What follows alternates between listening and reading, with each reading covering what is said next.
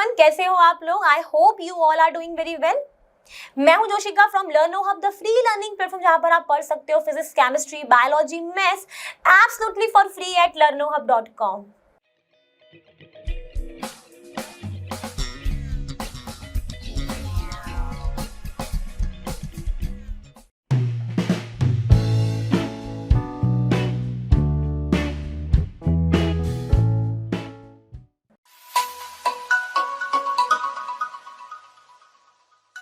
तो बच्चों, आपकी स्क्रीन पर आ चुका है हमारे आज के सेशन का फर्स्ट क्वेश्चन, जिसका नंबर है 14.1, जिसमें बोला गया है कि in N N type silicon which of the following statement is true, और आपको ऑप्शन दिए गए।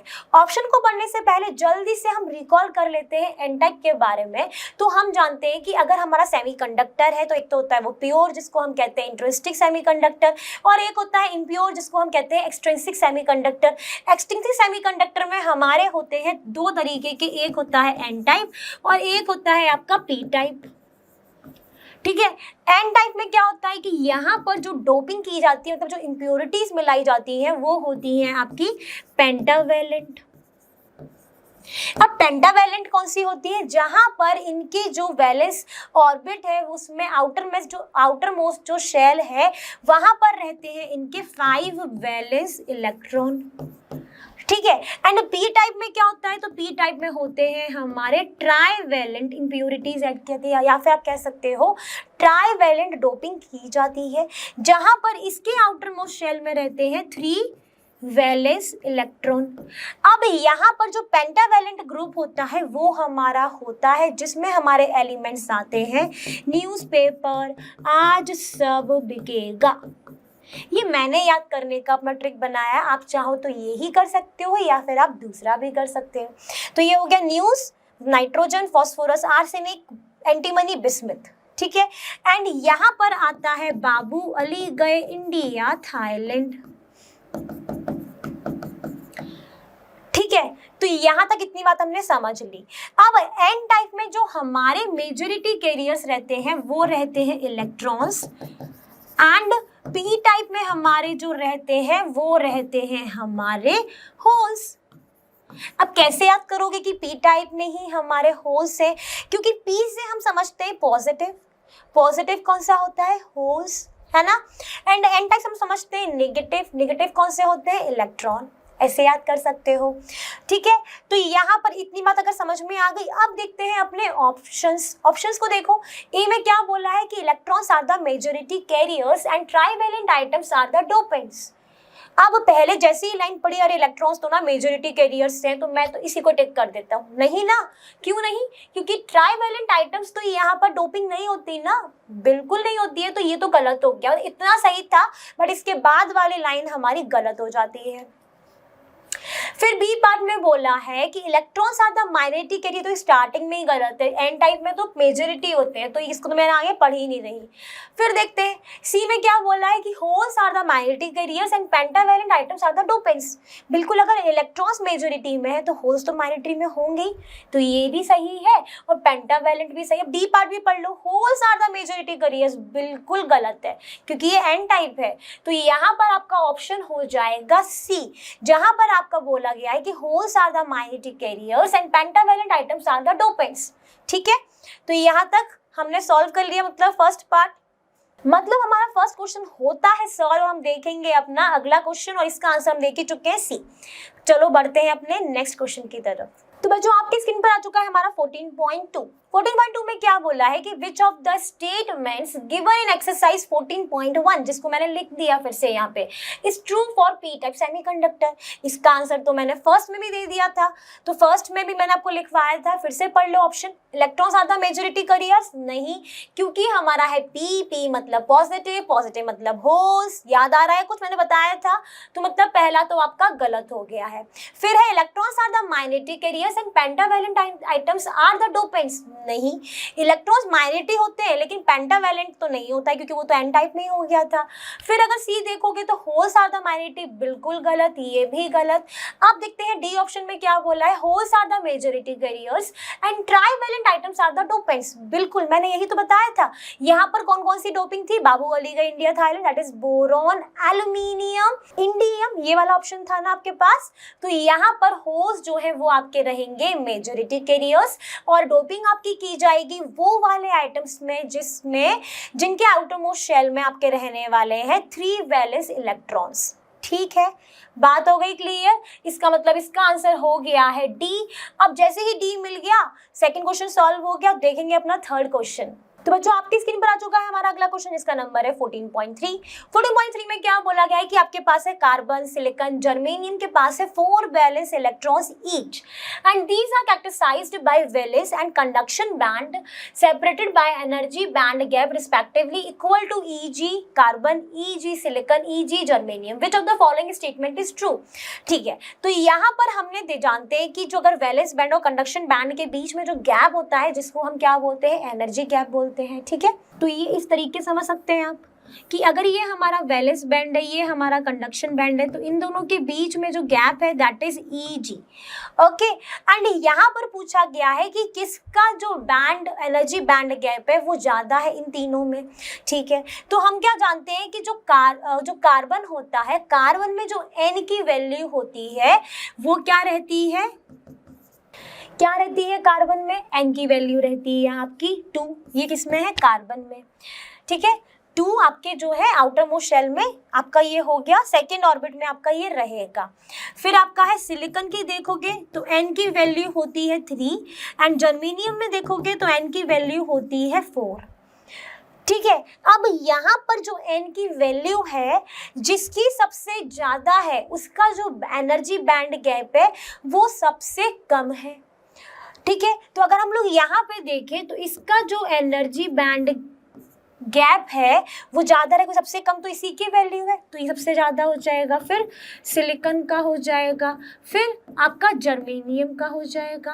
अब इनकी जो वैल्यू देखोगे, अगर कार्बन के इसकी प्योरेस्ट फॉर्म में अगर जाते हो दैट इज़ अ डायमंड, उसमें जो एनर्जी गैप रहता है वो रहता है 5.5 इलेक्ट्रॉन वोल्ट।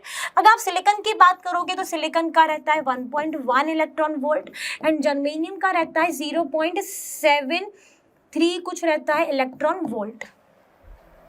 ठीक है, तो यहां से भी आप देख सकते हो सबसे ज्यादा वैल्यू किसकी है, आपकी है कार्बन की। तो यहां पर इन ऑप्शन को देखो तो कौन सा सही लग रहा है, तो आप कहोगे मैम सी बिल्कुल सही लग रहा है। ठीक है, आपने यहाँ पे बता दिया कि यहाँ पर जो valence electron outermost shell में है वो सी कार्बन के है, N = 2, उस सिलिकॉन के है 3 और उसके है 4। तो N की वैल्यू जिसकी सबसे ज़्यादा उसका एनर्जी बैंड गैप जो है वो सबसे कम। ठीक, रीजन आ गया समझ में। तो अब देखते हैं अपना अगला क्वेश्चन।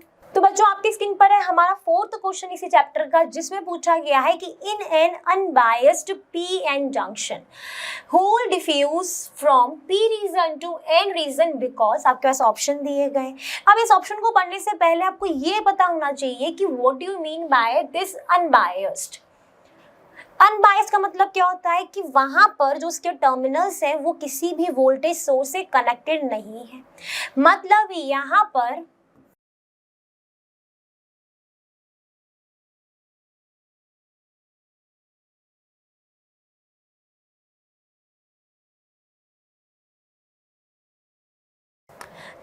यहाँ पर आपका जो अनबायसिंग का मतलब हो गया कि ये टर्मिनल्स आपके किसी भी वोल्टेज सोर्स से कनेक्टेड नहीं है। मतलब कुछ इस तरीके का आपका p-n जंक्शन रहने वाला, और इसको हम बोलेंगे अनबायस्ड p-n जंक्शन। ठीक है, यहाँ तक हमने समझ लिया। अब यहाँ पर बोला है कि जो होल है वो आपके डिफ्यूज करते हैं from p to n region, इस तरीके से कुछ।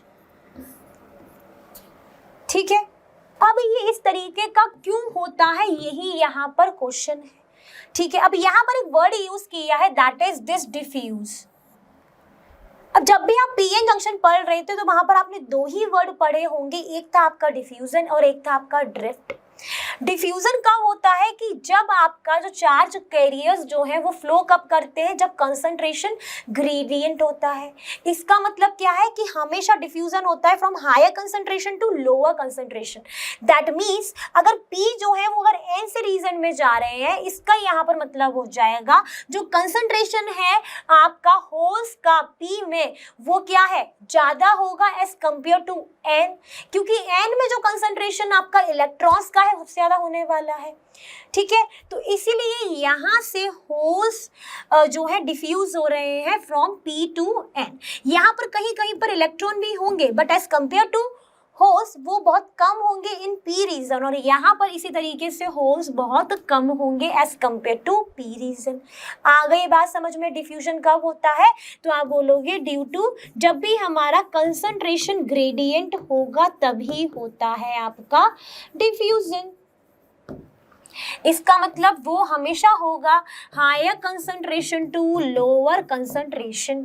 तो यहाँ पर आप ऑप्शन देख लेते हैं। पहला ऑप्शन क्या है कि free electrons in the N region attract them. क्या वो इलेक्ट्रॉन जो नेगेटिवली चार्ज है वो होल को अट्रैक्ट कर रहे हैं? नहीं भाई, ये तो लॉजिक नहीं चल रहा है यहाँ पर। They move across the junction by the potential difference, नहीं। Hole concentration in P region is more as compare to the N region, यही तो मैंने अभी आपको बताया। इसका मतलब ये तो सही है। इसका मतलब क्या आंसर हो गया है? C is the correct answer for question number 4।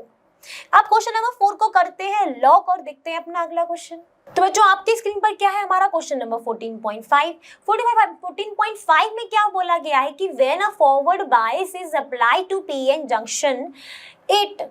अब देखो हमने इसके पहले क्या पढ़ा, अनबायस्ड पीएन जंक्शन देखा था, मैंने उसको बना दी और इसको कनेक्ट करा है फॉरवर्ड बायस में।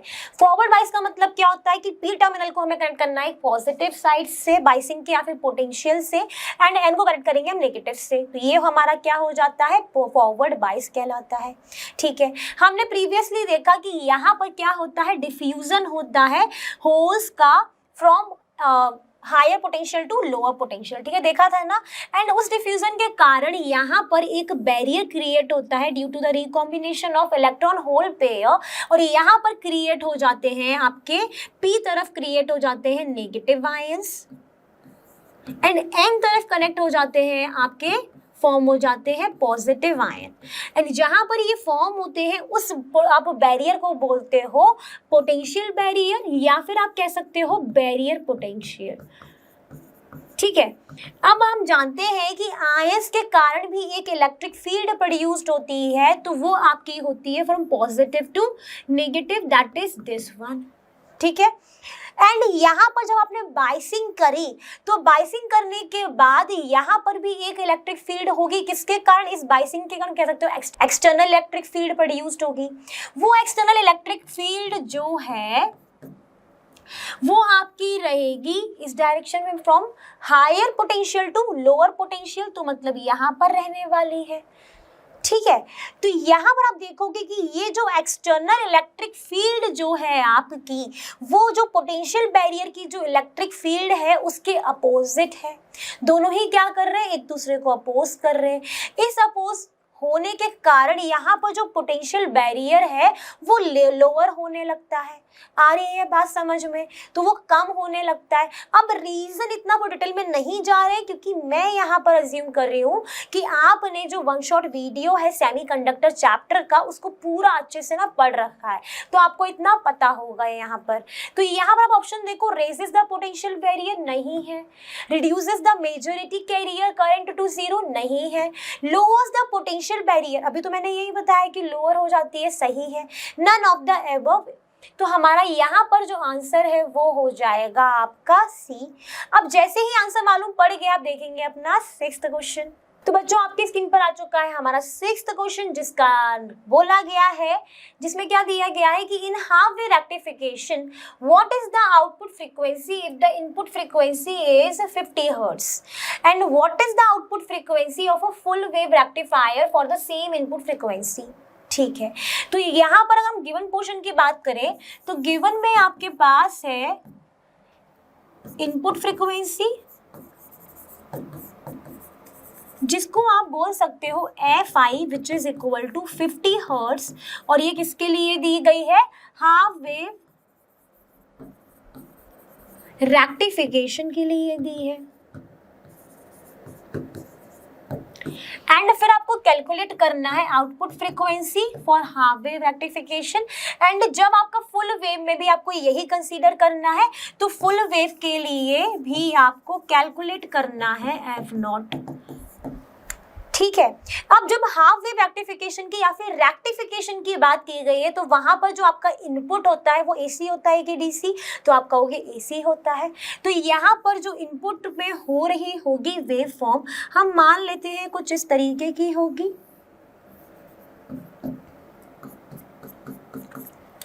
ठीक है, अब यहाँ पर जो हाफ वेव रेक्टिफिकेशन की अगर बात करें, तो वहां पर जो आपका आउटपुट है, किस में बात कर रहे हैं हम, हाफ वेव में, तो किस तरीके का आता है, एक इनपुट साइकिल पे, एक साइकिल कहाँ तक होगी, तो आप कहोगे मैम यहाँ तक होगी।